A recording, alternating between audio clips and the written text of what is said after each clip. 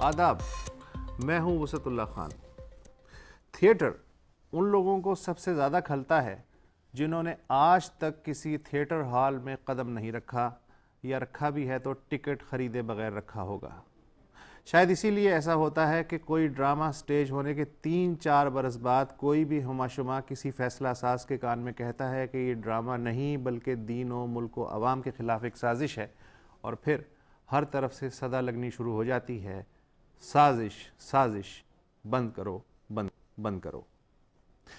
अपने कान चेक करने की बजाय कुत्ते के पीछे दौड़ने की ये आदत बहुत पुरानी है। इसका जमहूरियत या आमरीत से कोई ताल्लुक़ नहीं।